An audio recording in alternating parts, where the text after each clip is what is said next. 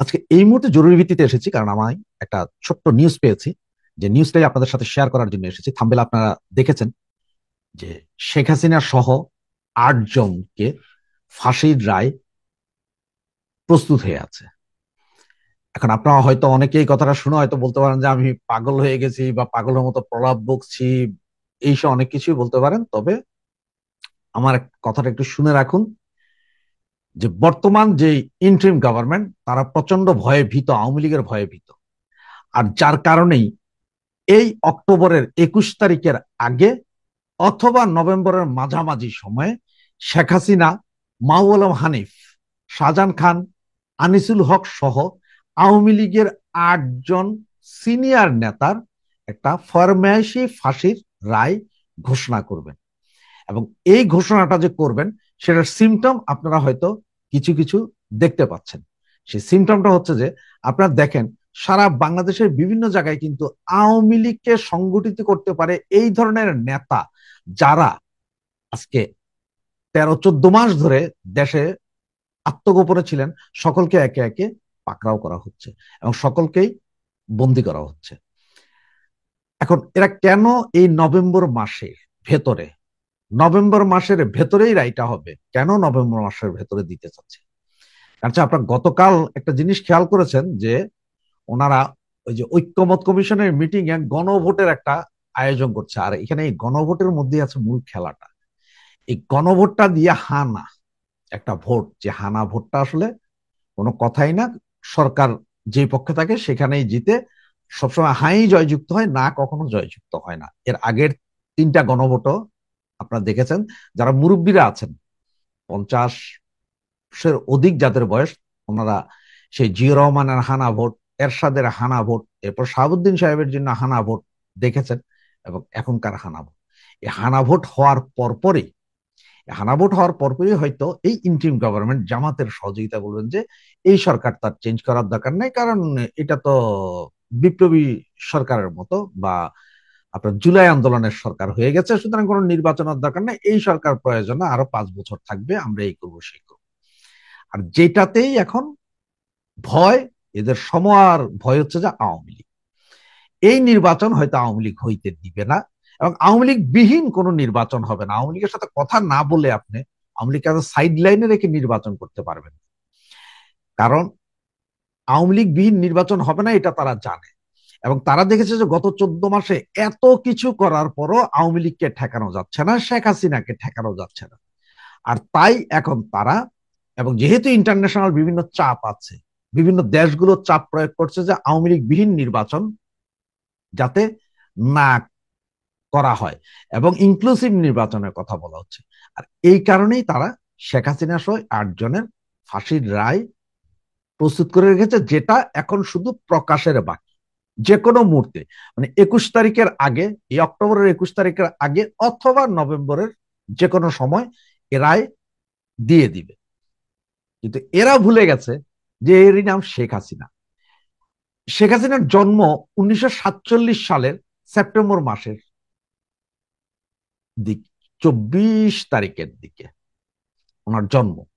আর উনি জন্মের পরেই আপনার এই যে ইন্ডিয়া পাকিস্তান যে বর্ডার আছে, সেখানে মানে শিশু, একদম শিশু অবস্থায় উনি দেখেছেন হিন্দু মুসলমান দাঙ্গা। তার মানে কি জানেন, এখন আফগানিস্তানের অনেক ছেলে পেলেকে আপনারা যখন জিজ্ঞেস করবেন যে তোমরা এত ফেরোসাস করো, তারা বলে কি জানেন, আমরা মায়ের পেট থেকে প্রেরিত বোমা হামলা দেখছি, এই বিমানে বোমা মারতেছে, এইদিকে গুলি মারতেছে, এগুলোই দেখে দেখে বড় হয়েছে। সুতরাং আমাদের সাহস তো ওইরকম, আমাদের সাহস এবং সাহসিকতা ওই রকম। সুতরাং শেখ হাসিনা জন্মের পরে দেখেছেন আপনাদের হিন্দু মুসলমান দাঙ্গা। এরপরে একটা বাচ্চা যখন 5-7 বছর বয়স হয়, যখন বুঝতে শিখে, সেই বয়সে শেখ হাসিনা দেখেছেন কিভাবে আমাদের জাতির জনক বঙ্গবন্ধু শেখ মুজিবুর রহমানকে বারবার জেলে নিয়ে যায়, জেল থেকে ছাড়া হয়, জেলে নেয়, জেল থেকে ছাড়া হয়। এবং উনি যখন গর্ভবতী ছিলেন, সেই সময় লাগে 1971 সালে যুদ্ধ, যেই সময় মেয়েরা খুব নাজুক থাকে, সেই সময় উনি দেখেছেন যুদ্ধ, বাবা জেলে, বেঁচে আছেন কি মরে আছেন তাও জানে না। এরপরে 75-এর 15ই আগস্ট পুরো পরিবার হত্যা করা হলো, এগুলো সব উনি দেখেছেন। এছাড়া 21শে আগস্ট ওনাকে মারার জন্য এভাবে গ্রেনেড হামলা করা, এবং এ পর্যন্ত 19 বার ওনাকে হত্যা চেষ্টা করা, সবগুলি উনি নিজ চোখে ফিল করেছেন, হৃদয় দিয়ে দেখেছেন। সুতরাং ওনার বিরুদ্ধে এই মিথ্যা মামলার, এই মিথ্যা হত্যা মামলার ফাঁসির আদেশ যদি দেওয়া হয় তাতে উনি ভীত নয়। এবং এই মিথ্যা ফরমায়েশি মামলার রায়ে বাংলাদেশ আওয়ামী লীগ এবং তার অঙ্গ সংগঠনের কোন নেতা কর্মীও ভয়ে ভীত নয়। যার কারণে আমরা বলতে চাই যে ইউনূস সাহেব, আপনি যা ইচ্ছা করে যান, তবে আপনি পালিয়ে বাঁচতে পারবেন না। ইউনূস সহ ইউনূসীয় বাহিনী পালিয়ে বাঁচতে পারবেন না।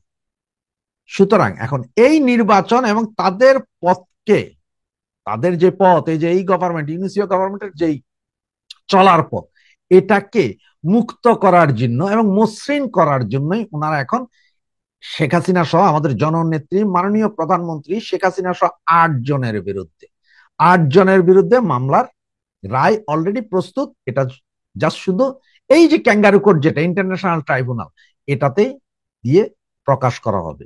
এই নিউজটি 100% একুরেট। আপনারা আজকে দেখেন, আমি বলছি আগামী 3 থেকে 4 দিনের ভিতরে বাংলাদেশের আরো অনেক সাংবাদিক, ইউটিউবাররা বলবে।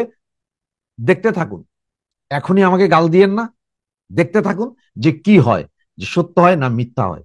বাংলাদেশের রাজনীতিতে ঝিলিক আর ঝিলিক, চমক আর চমক, প্রতিদিন একটা করে ঝিলিক চমক থাকে। কারণ আগের দিন মাহফুজ আলমের বক্তব্যের ঝিলিক চমক, তারপরে গণভোটের ঝিলিক চমক টার্নিং, এর আগে আওয়ামী লীগের জটিকা মিছিল, মানে এভরিডে একটা না একটা আছেই। আবার আমাদের মহামান্য প্রধান উপদেষ্টা, তিনি আমেরিকা ট্যুর করে এসে একখানা গ্যালারি মারার চেষ্টা করেছেন। চুপ, দেখবেন যে লাজবাব অনেকটা আমেরিকা থেকে আসার পরে এখন আর বলে না। ওই যে তার প্রেস সচিব যে 6টা বিশাল সফলের ফিরিস্তি দিচ্ছে, ফেসবুকে দিয়ে ছেড়ে দিচ্ছে, আর এটা নিয়ে আর কোনো সারা শব্দ নেই। রাষ্ট্রে যে এত কোটি টাকা খরচ করে এসে, শত শত কোটি টাকা খরচ করে এসে, মৎস্য পিকনিক করে এসে তারা বাংলাদেশে এখন চুপ। আমেরিকা থেকে কি নিয়ে এসছে, ওই স্ট্যাচু অফ লিবার্টি কল্লাটাই আসছে কিনা আমি জানি না।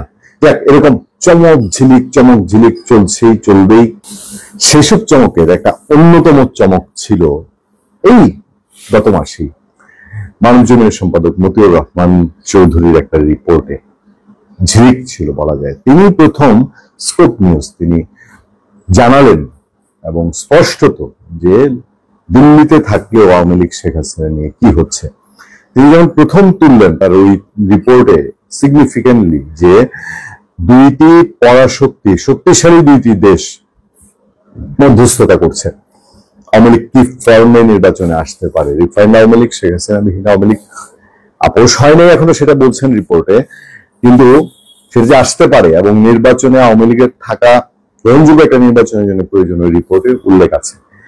সেই ঝিলিকটা দেওয়ার পরেই কথাবার্তা চারদিকে টাউড হয়ে গেছে। চারদিকে সবাই মোটামুটি বুঝতে পারছে যে আওয়ামী লীগ যতই নির্বাচন ঘনিয়ে আসছে, আওয়ামী লীগের নির্বাচনে রাখার প্রয়োজনীয়তা দেখা দিয়েছে শুধুমাত্র তার দেশের ভেতরে তার সমর্থকদের কারণে।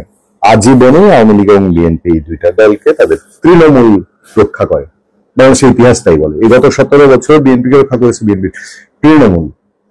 এর আগে আওয়ামী লীগ যে 21 বছর ক্ষমতার বাইরে, নতুন নেতাদের নাম বলেন, ক্রেডিট দেন, রক্ষা করেছে আওয়ামী লীগের তৃণমূল। তো এইবারও এই আওয়ামী লীগের তৃণমূল কোথাও সংগঠিত না, কোথাও মিছিল করে না, বের হয় না দলে দলে লক্ষ লক্ষ হাজার হাজার লোক, কিন্তু ওই যে একটা ট্রাস্টেড গ্রুপ আছে, জানে সবাই এদের অ্যাভয়েড করা মুশকিল, এর একটা ভোটার গ্রুপ, যে কারণে ঘুরে ফিরে আওয়ামী লীগের নাম আসছে। এইবার যখন মতিউর রহমান চৌধুরী জানালেন যে দুইটা পরাশক্তি চাচ্ছে, তারপর জাতিসংঘ, কয়েকদিন আগে জাতিসংঘের একটা বক্তব্য সরকারের মানুষজন এবং যারা এনটি আওয়ামী লীগ খুব খেয়েছে, জাতিসংঘ বলেছিল যে নির্বাচন মানে কোন দলের অংশগ্রহণ সেটা সিগনিফিকেন্ট না, গুরুত্বপূর্ণ না, জনগণের পার্টিসিপেটরি হলো কিনা সেটা দিয়ে অংশগ্রহণমূলক নির্বাচন বোঝা যায়। কিন্তু একটা ঘটনা ঘটে গেছে 5 অক্টোবর 2025। সেই ঘটনাটা হলো বিএনপি মহাসচিব মির্জা ফখরুল ইসলাম আলমগীরের সঙ্গে বাংলাদেশের জাতিসংঘের আবাসিক প্রতিনিধি গোয়েন লুইস দেখা করেছেন। তিনি জামাতে ইসলামীর সঙ্গে দেখা করেছেন এবং দুই জায়গায় তিনি একটা কমন প্রশ্ন করেছেন। এই প্রশ্নটা আমাদের রেফারেন্সে না বলে চলেন আমরা দুইটা খবর একটু নজর দিই। সব দল নির্বাচনে যুক্ত হবে আশা গোয়েন লুইসের।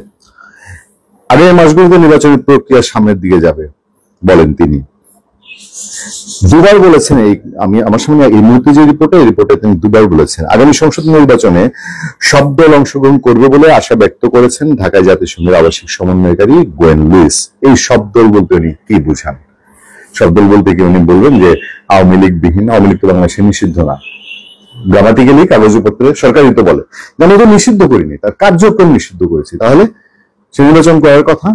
আচ্ছা, রোববার সকালে বিএনপি মহাসচিব মির্জা ফখরুল ইসলাম আলমগীরের সঙ্গে বৈঠকের পর তিনি সাংবাদিকদের বলেন আগামী নির্বাচন বাংলাদেশের জন্য খুবই গুরুত্বপূর্ণ। এই নির্বাচনে জাতিসংঘের পক্ষ থেকে নির্বাচন কমিশনকে কারিগরি সহায়তা দেওয়া হবে। আশা করি সব দল এই নির্বাচনে যুক্ত হবে। আশা করি সব দল এই নির্বাচনে যুক্ত হবে। গোয়েন লুইস বলেন আগামী মাসগুলোতে নির্বাচনের প্রক্রিয়া সামনের দিকে যাবে। গণঅভ্যুত্থানে আওয়ামী লীগ সরকারের পতনের পর দেশে হাল ধরা মোহাম্মদ ইউনূসের নেতৃত্বাধীন অন্তর্বর্তী সরকার আগামী ফেব্রুয়ারিতে রোজার আগে ত্রয়োদশ সংসদ নির্বাচন আয়োজনের প্রস্তুতি নিচ্ছে। এর মধ্যে জুলাই জাতীয় সনদের ভিত্তিতে নির্বাচন, সংখ্যানুপাতিক পিআর পদ্ধতিতে নির্বাচন সহ 5 দফা দাবিতে আন্দোলন করছে জামায়াতে ইসলামী সহ বিভিন্ন সংগঠন। আমরা শুধু একটি পত্রিকায় নজর না দিই, আরো অন্যান্য পত্রিকাতেও এই খবরটা যথাযথ গুরুত্বের সঙ্গে আসছে এবং সেখানেও এটাই হাইলাইট করা হচ্ছে যে জাতিসংঘের আবাসিক প্রতিনিধি গোয়েন লুইস তিনি সব দলের অংশগ্রহণে বাংলাদেশে নির্বাচন হোক এটা চাচ্ছেন। এবার যে পরাশক্তিদের নাম এখন পর্যন্ত মতিউর রহমান চৌধুরী তার রিপোর্টে জানান নাই, কোন কোন পরাশক্তি মধ্যস্থতা করছে। ভারত তো করছি, ভারত তো আছে, এটা তো ওপেন সিক্রেট যে ভারত চায় বাংলাদেশে আওয়ামী লীগ নির্বাচন করুক, আওয়ামী লীগ থাকুক, ওটা তার স্বার্থে সে চায়, বাংলাদেশের জনগণের স্বার্থের কথা বাইরে। আওয়ামী লীগের সমর্থকরা আছে সেটা ভিন্ন বিষয়। আর কারা কারা চাচ্ছে? আমেরিকা, বাংলাদেশে তো বলা হয় যে আমেরিকা এখন খুব গুরুত্বপূর্ণ রোল প্লে করছে।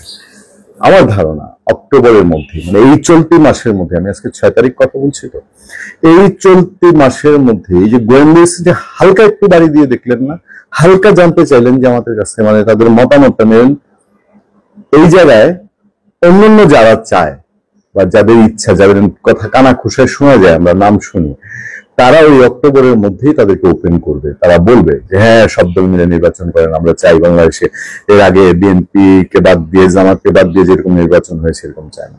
আরেকটা কথা আপনাদেরকে বলি, মোটামুটি এটাও ওপেন সিক্রেট হয়ে গেছে যে জামাতে ইসলামী আওয়ামী লীগের ভোট চায়, আওয়ামী লীগের ভোট চায়, আওয়ামী লীগকেও চায় কিনা, এরকম একটা কথাবার্তা আকাশে বাতাসে ছড়িয়ে বেড়াচ্ছে না যে জামাতে ইসলামী আওয়ামী লীগ যদি নির্বাচন করতে এখন আসে তাহলে সে বাধা দিবে না। সে যেটা নিষিদ্ধ ঘোষণার ব্যাপার হয়েছিল যে ডক্টর ইউনূস সাহেব হঠাৎ করে ঠান্ডা পানি ঠান্ডা বাতাস খাইয়ে কিছু লোককে পথে ছেড়ে দিয়ে আওয়ামী লীগকে প্রজ্ঞাপনের মাধ্যমে নিষিদ্ধ করেছিলেন, যেটা একটা বাংলাদেশে হাস্যকর ইতিহাস হয়ে থাকবে, সেই জিনিসটা হজম করতে গিয়ে এখন একটা তথৈবচ অবস্থা। এবং এই যে একটা হাস্যকর কাণ্ড কারখানা হলো, এই দায় বিএনপি কি ইতিহাসের জন্য তার কাঁধে নিবে, নাকি জানতেন আওয়ামী লীগও চেয়েছে, আওয়ামী লীগ যেরকম দায় নিয়ে নিয়েছে বিএনপি জামাতকে বাদ দিয়ে, আরে কোন রকম আগে ক্ষমতায় যাই, পরেরটা পরে দেখবো, ক্ষমতায় যাই গিয়া পরে কেরিশমা করে কিং দারিং করে আমি 20-50 বছর থেকে যাবো না, 20-50 বছর না হোক, আওয়ামী লীগ তো 40 সাল লাগাত স্বপ্ন দেখছিল, তাছাড়া আর 15-20 বছর ক্ষমতায় থেকে যাবো না, এইরকম হলে আলাপ ভিন্ন। আর না হলে বিএনপি এখন বলছে যে তারা নির্বাচনে দেশে কোনো দল নিষিদ্ধের পক্ষে না, এবং একটা কারিগরি শুরু হয়েছে এর মধ্যে। এই যে চিফ প্রসিকিউটর তাজুল সাহেব হঠাৎ করে বললেন না যে কি আওয়ামী লীগের সাংগঠনিক ভাবে তার বিচার প্রক্রিয়ার জন্য কাজ শুরু হচ্ছে, এইটাও হলো যে নিষিদ্ধ দিয়ে তো কাজ হচ্ছে না, মানে কার্যক্রম নিষিদ্ধ দিয়ে কাজ হচ্ছে না। এখন এসে বুঝছে যে আরে এটা তো এতদিন মামলাটা চালাই নেই, মানে দল হিসেবে আওয়ামী লীগের বিচারের তো কোনো প্রক্রিয়া শুরু হয় নাই, এই তাড়াহুড়ো করে এখন লাগছে। এটা তদন্ত হবে, এগুলা জেরা সারা আবি যাবি হবে, অনেক কিছু হওয়ার পরে আলটিমেটলি এই যে এই সরকার বলছে ফেব্রুয়ারিতে নির্বাচন দিয়ে, এই 5 মাসের মধ্যে আওয়ামী লীগের আর কি ভেরান্ডা ভাসতে পারবে আমি ঠিক জানি না। বরঞ্চ উল্টো তাকে নির্বাচন রাখার জন্য চাপ, বৈশ্বিক চাপ আস্তে আস্তে বাড়তে থাকবে কিনা।